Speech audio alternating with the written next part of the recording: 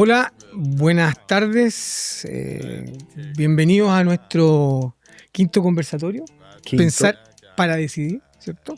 Ya estamos con una tarde más primaveral Ya estamos en en plena Santiago, primavera muy ya. agradable, así que vamos hoy con todo. Bueno, hoy tenemos un invitado, ¿cierto? José Miguel Muga Peralta, ¿ya? Que nos acompaña, un arquitecto de cambios culturales, social, con más de 30 años de experiencia en transformación organizacional, no solo en Chile, sino también en Latinoamérica, México, Argentina. Así que bienvenido, José Miguel. Muchas gracias, don Omar. Además, un antiguo conocido ahí. Así es. Nos encontramos en la minería, así que Muy bienvenido, grato. siéntete bien Reencuentro. cómodo, siéntete como una conversación de amigos, que es Eso lo que es. hemos conversado siempre, que somos amigos y que queremos dejar algunas cositas, algunas ideas puestas en la mesa. Ingeniero civil industrial de la Universidad de Chile, ¿cierto? Ha liderado procesos de cambio en empresas públicas, privadas, ¿cierto? Y también sociales, integrando, aquí hay algo muy importante que me gusta, una escucha ética, gestión por compromiso y tecnología aplicada. Así que cuéntanos un poquito, Miguel.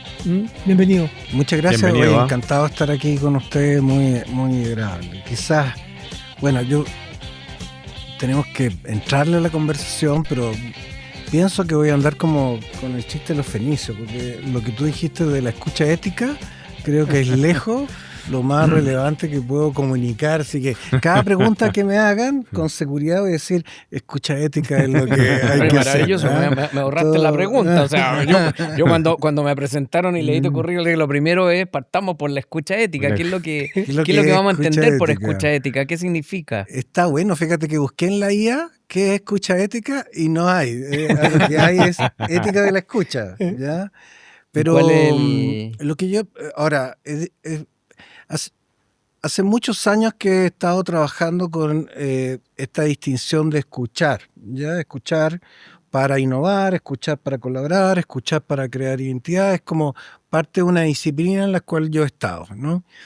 Pero en los últimos tiempos me he dado cuenta que uno hay ciertos niveles, después puedo hablar más en profundidad de eso, pero hay ciertos niveles de entrenamiento que me permiten escuchar mejor a otros, ¿no?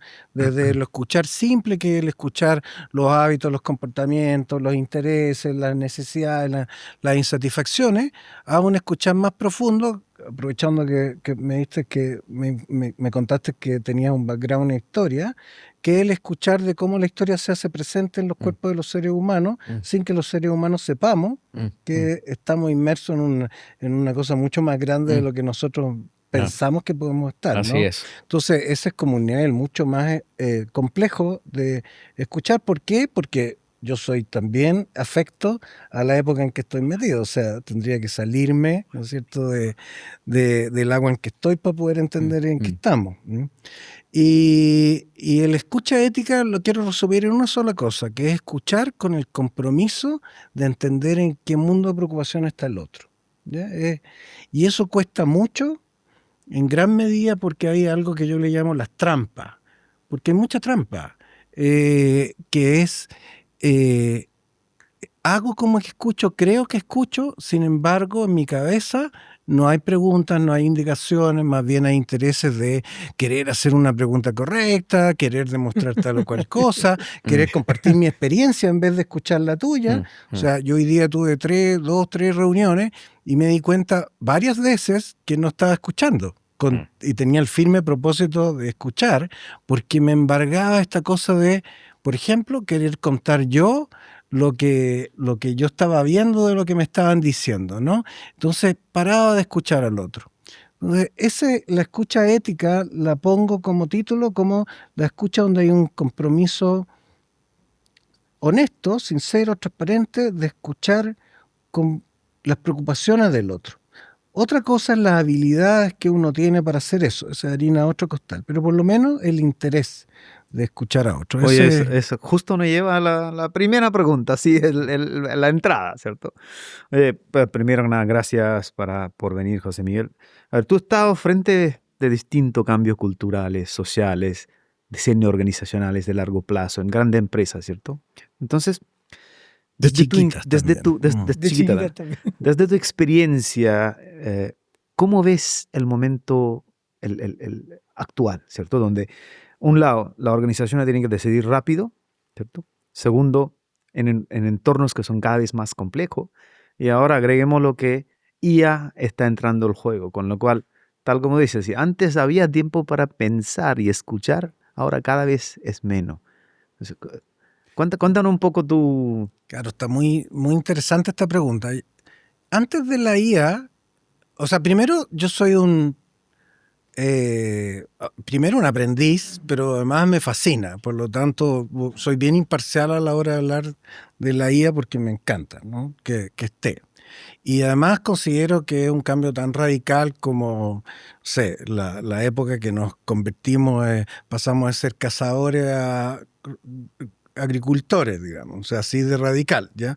Dicho eso, como para aclarar que esa es mi postura política respecto a la IA, yo creo que el tema de la pregunta que tú haces, ¿en qué estamos?, es que cambió la noción de qué es lo que es trabajar. Venía cambiando antes de la pandemia y cuando apareció la pandemia cambió la noción.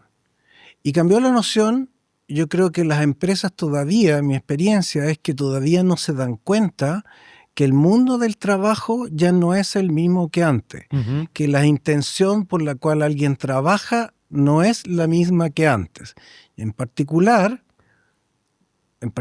yo podría decir que la noción, yo soy ya viejito, tengo 60 años, cuando yo estaba en la universidad todos teníamos la idea de entrar a trabajar en algo como para luego ir creciendo, ¿no? E ir siendo cada vez mejor, ¿no? Una carrera. Progresar en el trabajo. Y uno pensaba en empresas grandes. Y, plan carrera, que le llaman. Plan carrera, ¿cierto? Plan de carrera.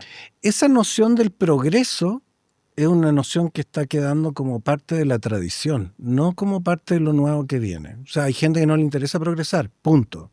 No le interesa tener más que el otro, punto. ¿Le interesa qué? La libertad. Por lo tanto, no le interesa tener un jefe.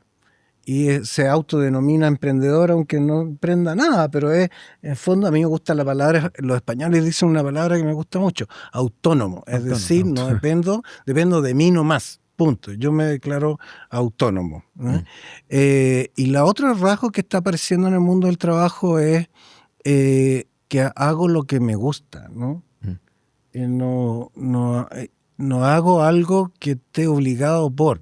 Y por lo tanto, la responsabilidad de la maestría también va desapareciendo, porque la maestría implica ir mucho más allá de lo que me gusta. Tengo que darle una vez, otra vez. Entonces, yo creo que creo con fundamento, porque he estado mirando este problema de la rotación y veo a mis clientes que dicen que creen que los empleados todavía entran a la empresa a tener una carrera dentro de la empresa. ¿Ya? Y no. Ese mundo cambió. Sí, ya cambió. Y entre medio aparece la IA. O sea, esto que les estoy planteando es, yo diría, no sé si más grande o más chico, pero es como una cosa que tiene un ritmo propio distinto a la aparición de la IA.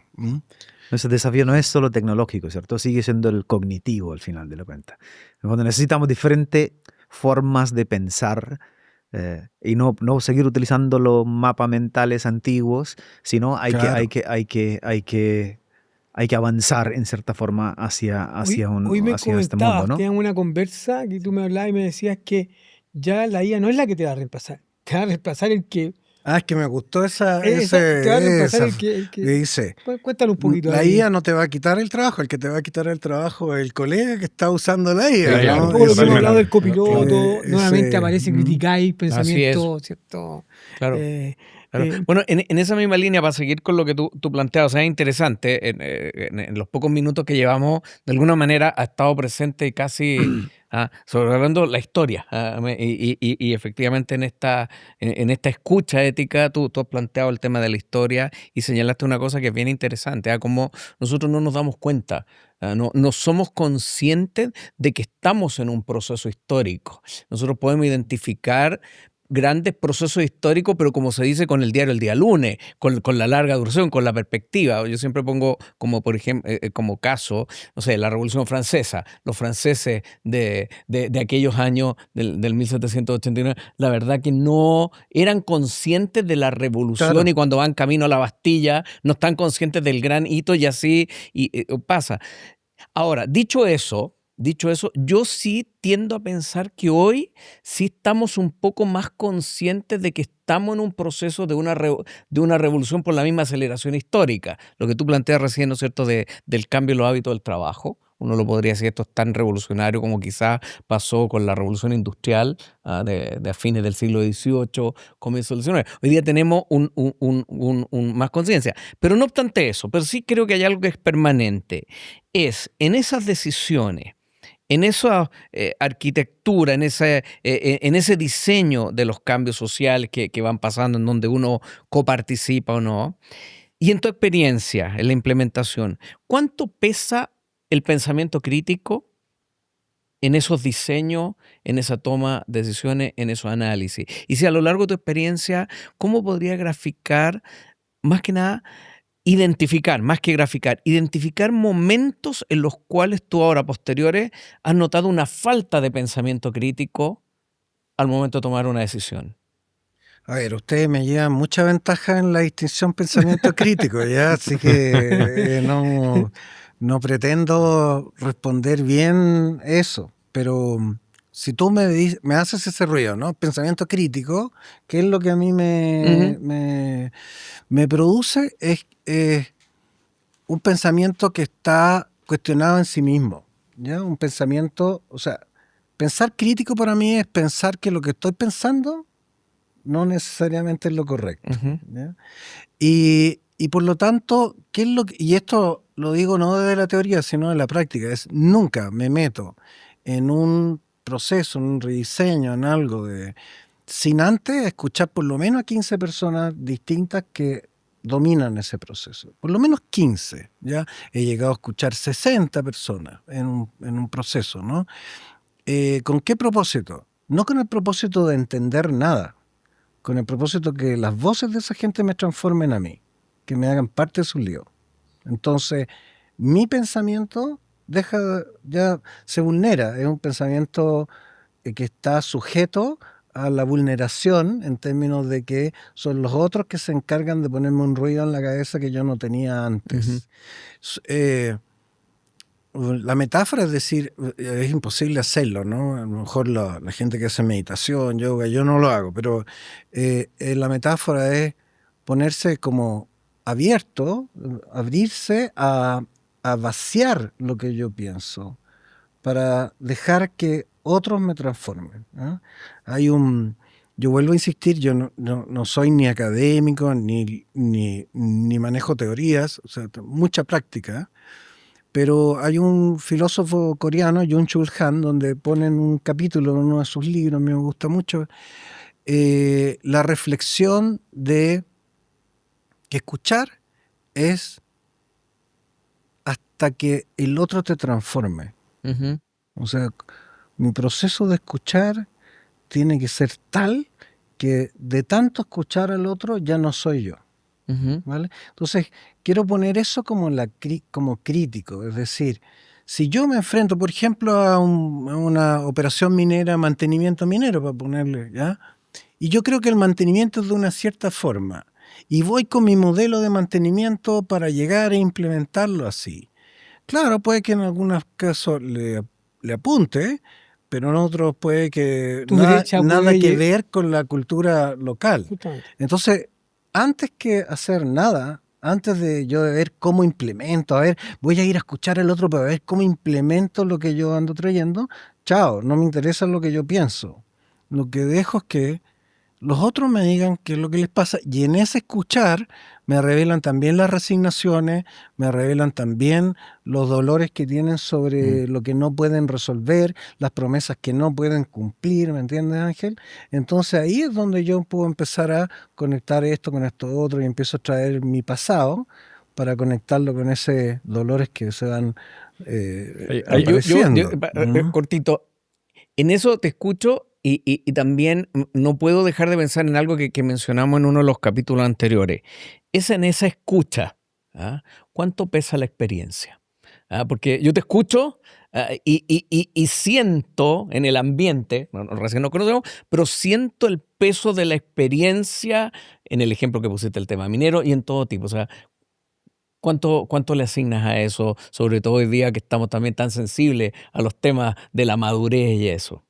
¿Cómo lo pondera? Uno. Y segundo, ¿cómo le podemos endosar también esa necesidad de plantearse con una escucha más efectiva, esa escucha ética, a las generaciones más jóvenes que, como todos fuimos jóvenes en algún momento y queríamos conquistar el mundo, si eso Sí. es parte de la vida, o sea, si no vamos a ir con luchas generacionales acá tampoco. No, bueno, sí, está bien buena tu pregunta. Aunque, Te dijimos que te vayas a entretener en este Sí. programa. Lo íbamos a pasar bien. No, te O sea, ayudo. Mira, yo tengo una visión muy Eso, a ver, distinta. esta es una Dale, idea que dale, Arvin la lanzó en la dale. mesa en un par de programas anteriores. ¿eh? Yo creo que sí, experiencia en ese contexto, experiencia sí es válida, pero si uno excava un poco más profundidad, nosotros venimos de una generación donde nos enseñaron a hacer preguntas, no tomarlo por hecho. Con lo cual, yo creo que sí, la experiencia es relevante, pero también el arte de hacer preguntas es aún más relevante, ¿sí? Por ejemplo, la IA, sencilla, ¿cierto? Cuando tú usas un chat GPT, si tú sencillamente haces una pregunta, oye, hazme resumen de tal cosa, te hace un resumen normal. Pero si tú dices, oye, hazme resumen, pero antes de que hagas el resumen, hazme 5 preguntas para que te doy más contexto, el resultado es radicalmente diferente. ¿Qué es lo que cambió? ¿Sí? Lo que cambió es, en vez de que tú estás utilizando como un tomador de pedidos, lo que está haciendo cambiando y ahora no es es tu copiloto. El copiloto, ¿sí? correcto. Entonces, la experiencia es súper relevante, tiene toda la razón. Yo, el capítulo anterior, cuando yo hablaba de experiencia, yo hablaba de experiencia desde el punto de vista del conocimiento acumulado que llevamos, ¿cierto? Porque este es el conocimiento que mucho de ese conocimiento no está documentado. Podemos llegar a este... Y no está documentado, decisiones, claro, sí. errores. Pero yo lo que creo es que al final de la cuenta, un poco para resumir, es tema pensamiento crítico, porque esto es nuestro como estandarte, ¿cierto? Control foco. Es que las organizaciones que hacen preguntas se transforman mejor y más rápido. Cuando tú dijiste, ¿cierto? Yo escucho, ¿y por qué escucho? O cuando alguien me hace pregunta, yo escucho, ¿y por qué escucho? El objetivo es poder transformar, ¿cierto? Entonces, ahí está, ¿sí? Yo justamente... No sé si vas a profundizar quería más. reaccionar. Sí, a ver, ¿qué reacción nos provoca? Pero... Bueno, ya rompimos todo el esquema de la conversación. Yo le dije que el profe lo Tengo desordenaba. 3 teorías, ¿no? La primera, y son no necesariamente alineadas las 3 teorías. Ya la primera es que, sí, la experiencia te hace mejor en lo que está. Ahora, si eres bruto, te hace más bruto con los años, ¿no? Entonces, también hay casos. ¿no es cierto? Hay casos. Por lo tanto, a mí me toca entrenar, a propósito del arte de hacer preguntas, me toca entrenar en escuchar, el arte de escuchar, ¿ya? Y la experiencia de haber vivido la experiencia de entrenar en 3 países latinoamericanos distintos, como Argentina, Chile y México, es bien interesante, porque los chilenos estamos entrenados para estar en acuerdo o en desacuerdo. O sea, cualquier cosa que uno dice, el otro que está al frente o dice estoy de acuerdo o dice estoy en desacuerdo. Y eso es un vicio sí. de la cultura local. Uno no se da cuenta porque uno cree que el estar de acuerdo con el otro es estar escuchando al otro. Sí. No, señor. Sí. Es escucharme a mí mismo que me hace sentido lo que el otro dice. Lo que el otro dice. ¿Ya? En México, y esto lo he conversado mucho con mis amigos mexicanos, a veces les gusta, a veces no les gusta, pero es así. Sobre todo en las zonas más pobladas, tú empiezas a hablar y el que te está escuchando tiene una pregunta en la cabeza. No es si está de acuerdo o no con lo que tú dices. Puede ser inteligente, puede que no. Dice, ¿quién es el mero mero que está detrás de este güey que mandaron? Yeah. O sea, ¿a qué tribu pertenece?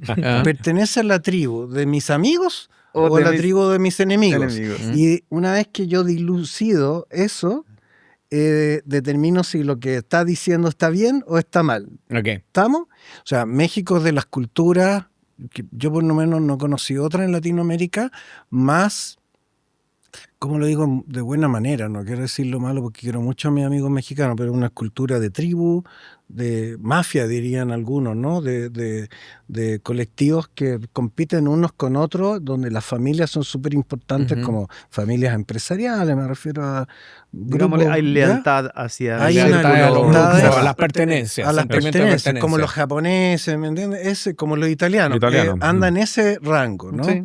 Esa es una cosa. Y los argentinos, que es una ironía, ¿no es cierto? Pero los argentinos, yo les digo algo y ellos dicen, ¿qué dirá mi psicoanalista de este? Es como, no importa si estoy de acuerdo o no, quiero llegar luego a la sesión para decir, oye, mi psicoanalista me dijo tal o cual cosa. Está buena. Entonces, raya para la suma, yo diría que en el entrenamiento, sí, uno puede entrenar a alguien joven que está disponible, abierto, por algún motivo, a vaciar su creencia y empezar a tomar y practicar.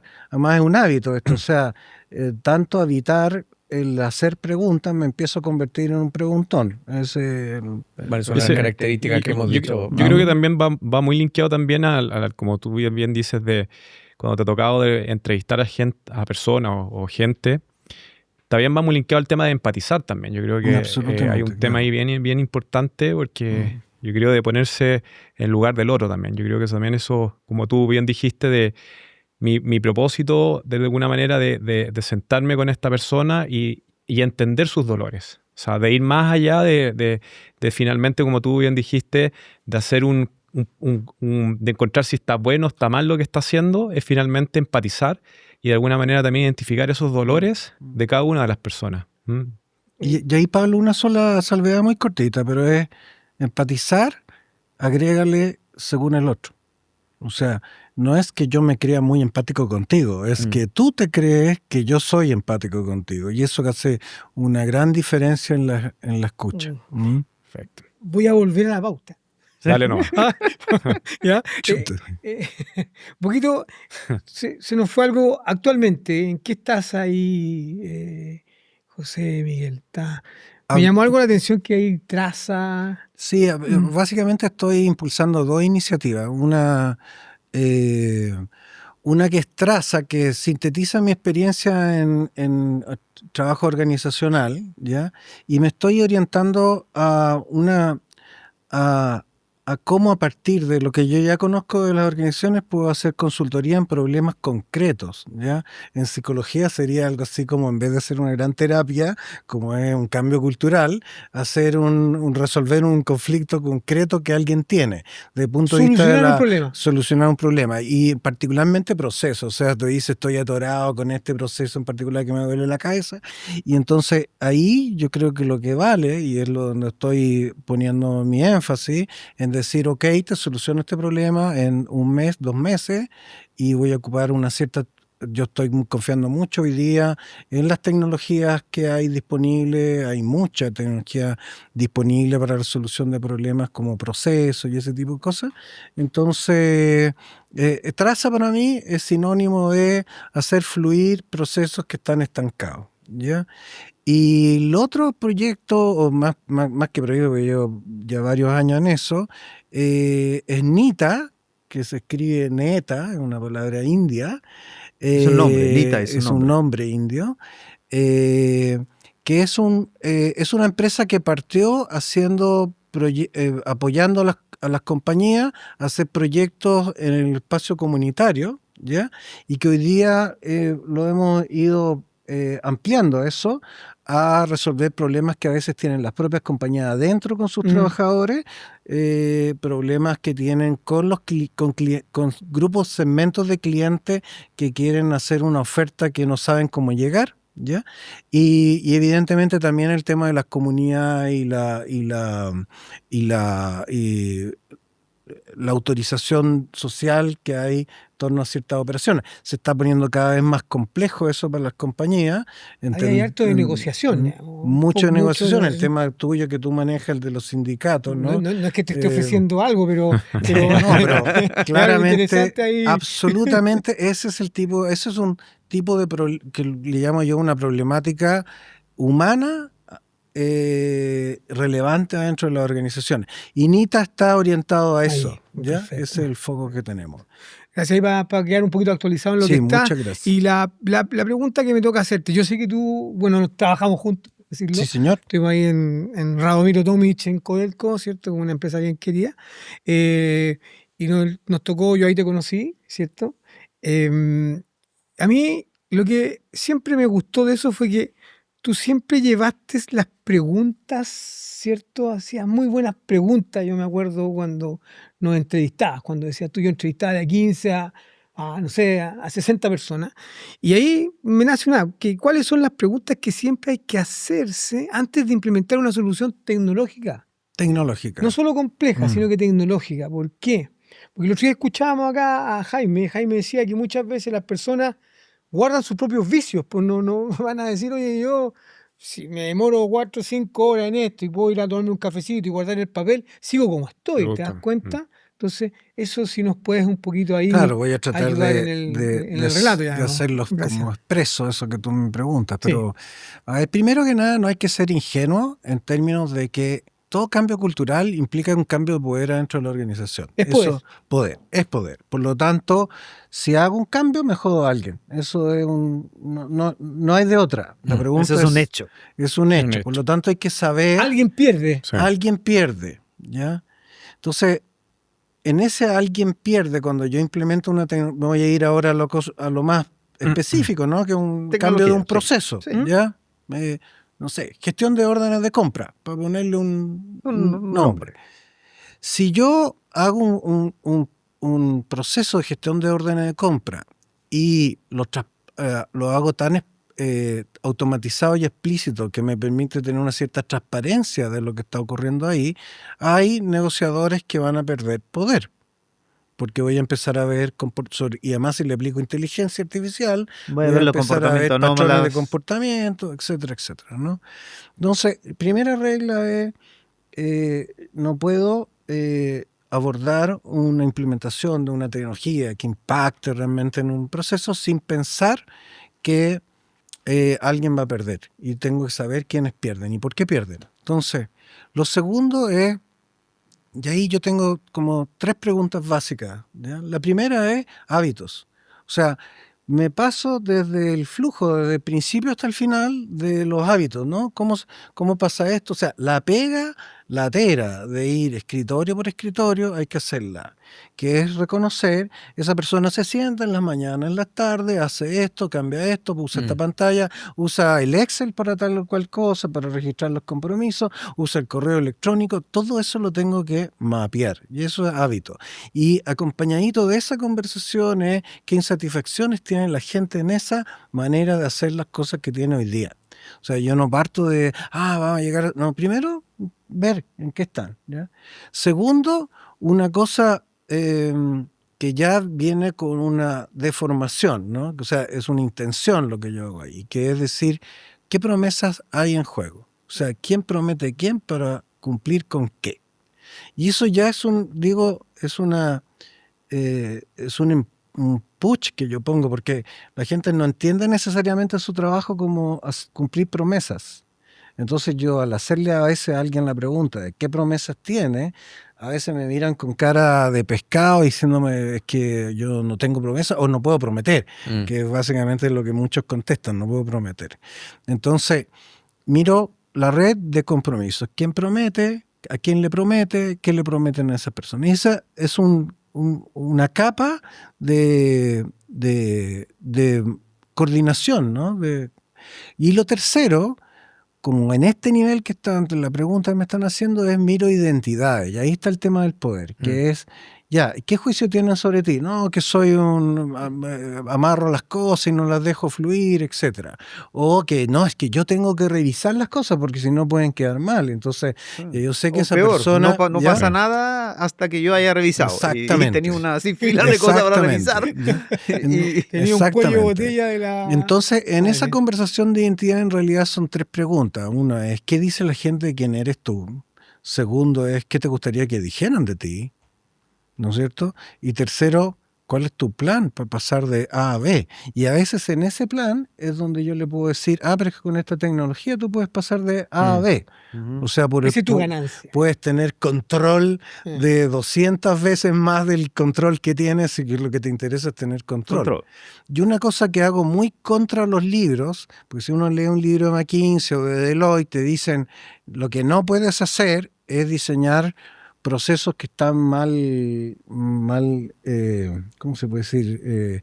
Que no son altamente productivos o altamente eficientes. O sea, no implementar tecnología en procesos ineficientes. Sí. Yo ahí no estoy de acuerdo, porque lo que yo digo es implementa la tecnología que se puede desde el punto de vista del espacio del poder. O sea, si en el espacio del poder alguien tiene que controlar, aunque sepamos que ese control está de más, hay que darle el control. Después será el paso siguiente, pero porque si no, no te va a hacer pasar ni la tecnología ni el proceso. Eso es cantado. Lo he visto, o sea, he fracasado muchas veces, así que le estoy hablando desde la la experiencia misma, claro. Fíjate que estaba leyendo un artículo que salió recién esta semana que dicen que con todo el tema de IA, el mundo de consultoría se está muriendo.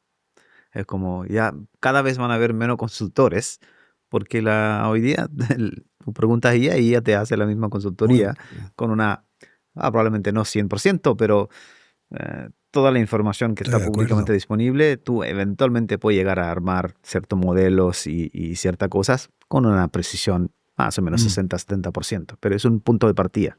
¿Sí? Estoy de acuerdo. ¿Cómo lo está viviendo eso? De acuerdo. No, y perdona, y para agregar algo justo que lo dice, y eso precisamente nos vuelve al punto inicial, que era lo que tú señalabas. Pues, la diferencia va a estar en cuáles son las preguntas que tú puedes hacer. O sea, cómo se construye. Y ahí viene la pregunta, viene mi punto. ¿Cómo vas construyendo toda esa pregunta? Porque claro, uno tiene que ir adecuando las preguntas a diferentes contextos, a diferentes culturas. O sea, claro, cada una de las cosas que tú relatabas, o sea, tú te estás metiendo, ¿no es cierto?, en lo profundo de la cultura organizacional. ¿Ah? ¿Cómo lo abordas para hacer esas preguntas?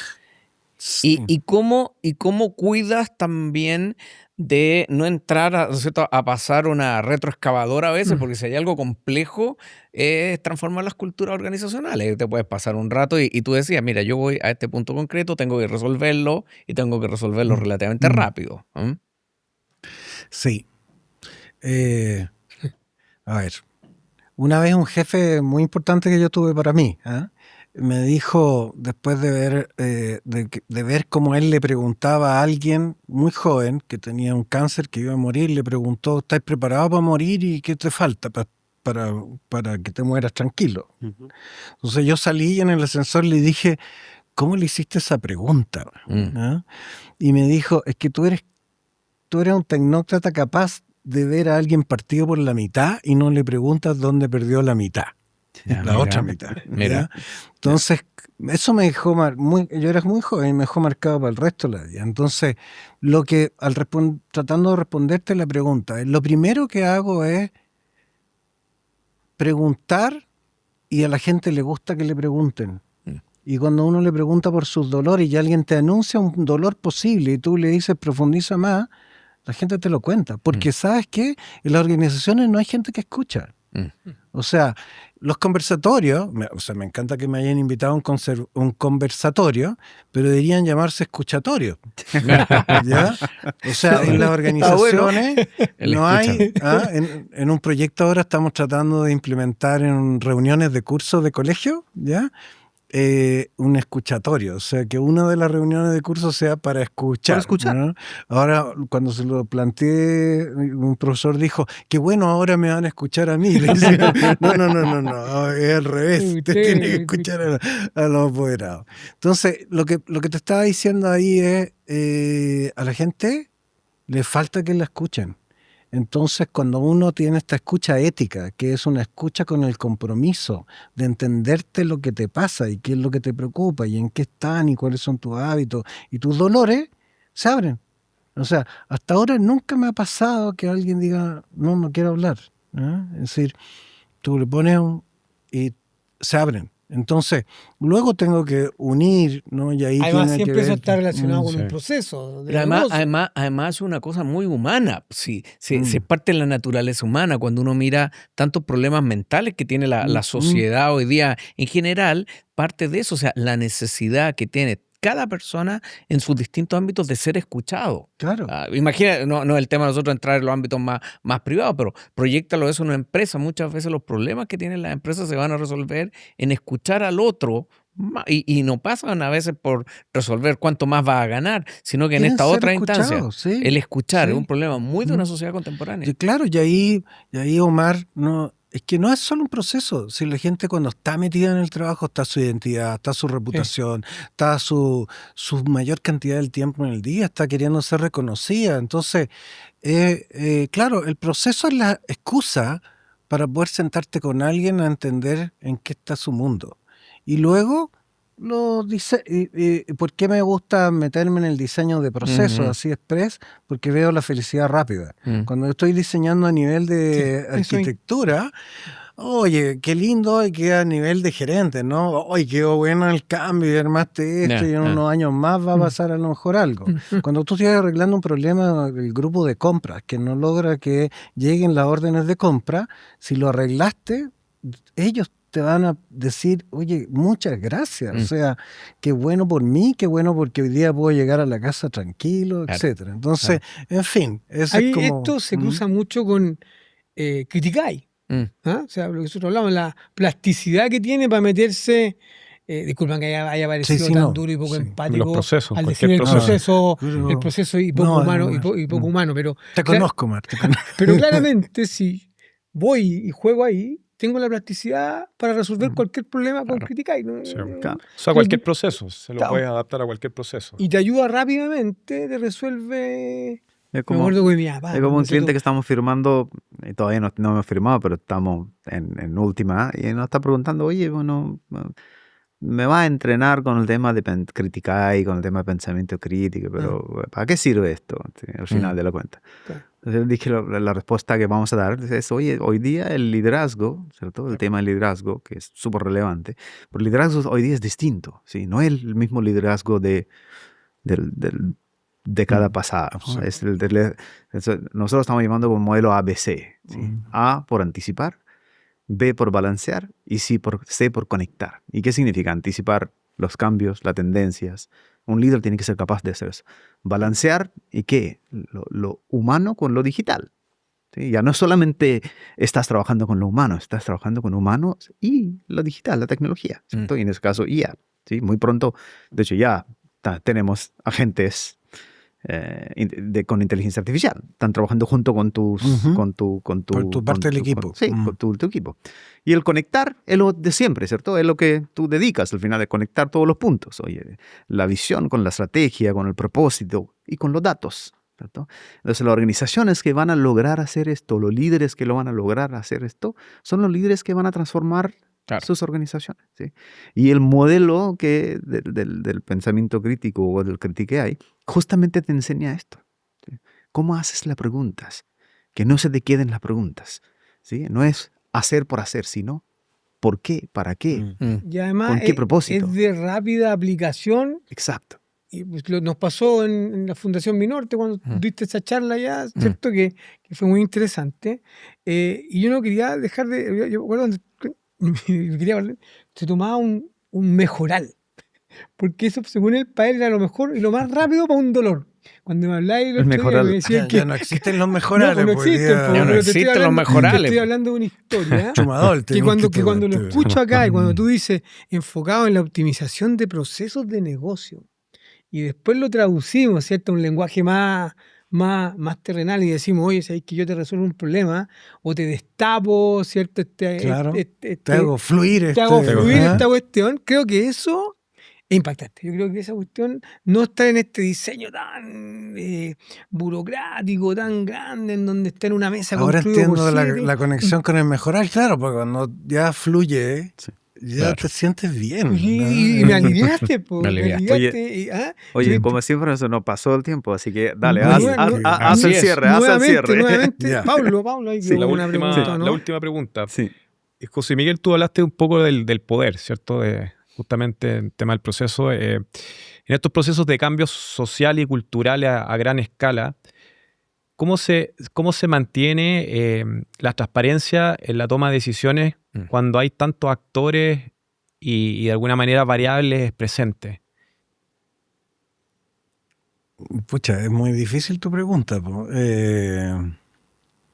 Eso vale una consultoría.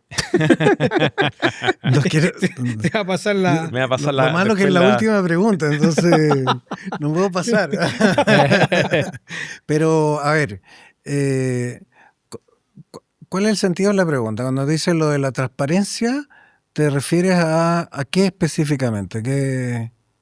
Dame un poquito más de contexto para entender mejor la pregunta. Principalmente como tú bien sabemos desde el punto de vista cuando hay procesos de cambio, muchas veces el proceso de toma de decisiones, como dijiste, hay personas que salen con dolor, o sea, de alguna manera, donde van a haber cambios, gentes que van a salir, y hay muchos temas desde el punto de vista también del liderazgo, que de alguna manera uno tiene que tomar ciertas decisiones de manera ética, en base también a un poco a eso me refiero del tema de la transparencia.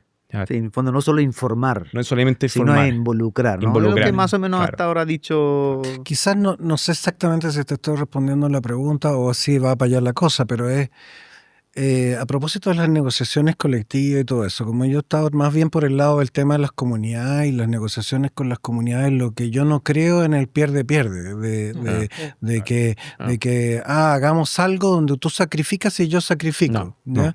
Al escuchar bien, al escuchar profundo, lo que empieza a aflorar es cambios que yo puedo hacer que el otro se le mejore la vida que tiene y a mí me En vez del impulse, pierde-pierde, tiene que ser un win-win. claro. Eso. Y ahí está la Y, teoría del que- juego. ¿Ah? y en ese win-win que, claro, parece tan obvio, ¿no es cierto? Pero no es Un tan obvio. win-win, ¿ah?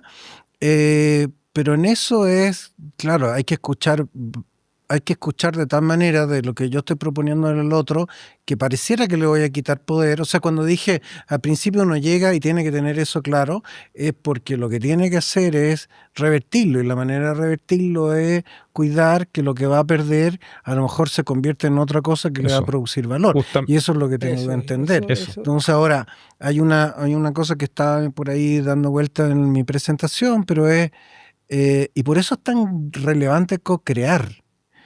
No es co-crear, es ponerse de acuerdo qué es lo que es valioso para todos nosotros. Entonces, co-crear un proceso es inventar un proceso que al final es valioso para todos. Punto. ¿Ya? Eso es. Oye, Sí. muchas Y gracias. ahí está Omar. la frase que la habíamos que leer y no la leímos, que el cambio cultural no se impone. Se construye, escuchar para innovar, co-crear para transformar. Buenísimo. Yo creo que eso es como muy, muy potente. Sí, no estoy Ay. muy convencido de mi propia frase, pero, Ahí está la pero frase. es la que la tengo hasta ahora. Muy bien. Oye, la voy a meter en oye, la como IA para siempre, ver si me- se nos fue volando. Agradecerte Oye, sí, se me fue volando el el espacio, tiempo. Muchas la gracias. conversación. Bueno, nuestro siempre bueno Siempre agradecer a los auspiciadores que hacen que financian que esta financian mesa. exactamente a The Labor Beach, ¿cómo se llama? Consulting, que es una consultora experta en relaciones laborales. OpenDat, que es una empresa amiga que le llamamos también desde el punto de vista de un muy buen amigo. De una empresa tecnológica. Una empresa tecnológica también que está inmersa en la gran minería a gran escala, tanto nacional como internacional. Y obviamente también a todos los amigos de Cunia Studio que siempre nos reciben cada día mejor y agradecer a esto principalmente. Así que Muchas gracias. Muchas gracias, por José estar con Miguel. nosotros. Gracias, un gustazo. No sé, ¿usted algo especial para despedir No, yo creo que... conversatorio? ¿Bien? Que nos sigan escuchando, que nos recomienden eso, en las nos redes recomienden. sociales, que Eso. nos hagan like y que lo envíen los links, ¿no es cierto?, a través de las Siempre distintas olvidamos de esta plataformas que cosa. pueden haber, ¿no es cierto? Eso. Eso. Muchas Ya, gracias. oye, Gracias. muchas gracias. Gracias a usted, por haber encantadísimo. estado con Gracias, nosotros, José ¿eh? Miguel. Nos vemos. Gracias. Gracias.